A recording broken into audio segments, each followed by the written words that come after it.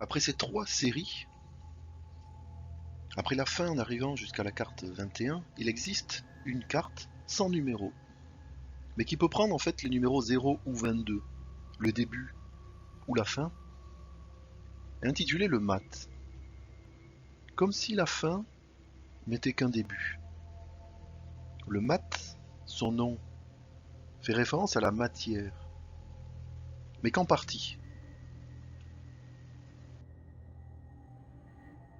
Il représente un homme à la fois jeune et âgé, comme le montre son visage barbu, mais droit, qui regarde vers la droite et vers le haut, vers l'avenir donc.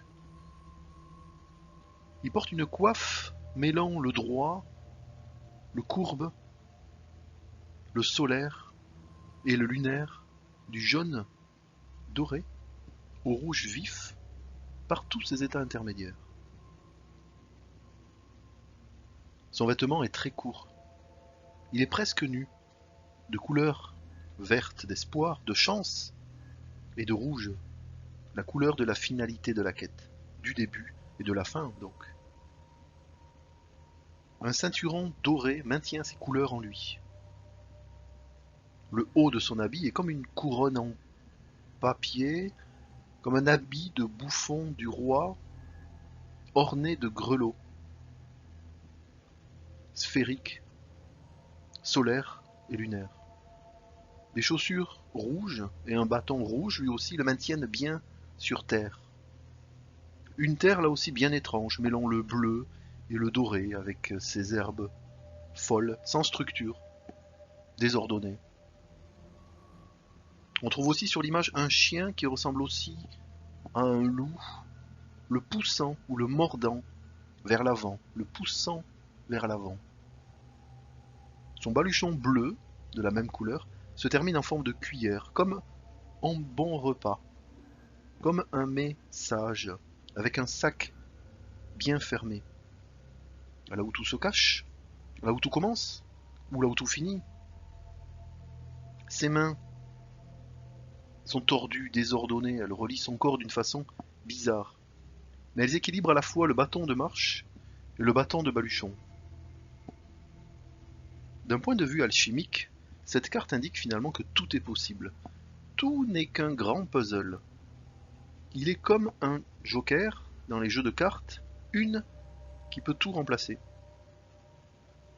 En alchimie, elle montre qu'un peu de folie, en plus de la magie, quand l'âme agit, quand les lames du tarot agissent, n'est pas néfaste.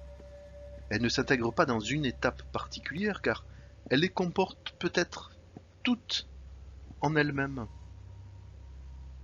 Tout est sur la table, le battleur l'a montré. Et tout est possible, comme cette carte le montre.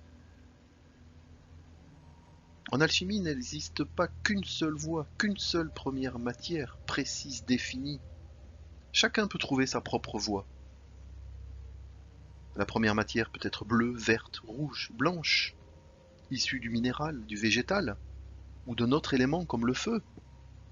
La quête alchimique est aussi une quête spirituelle, du moi, donc basée sur l'homme, sur l'être humain. Ainsi, par des opérations particulières, sans limite, tout est dans le sac, il est possible d'accéder à la connaissance ultime, un or différent, comme le montre la coiffe et ses possibilités multiples, ses finalités multiples.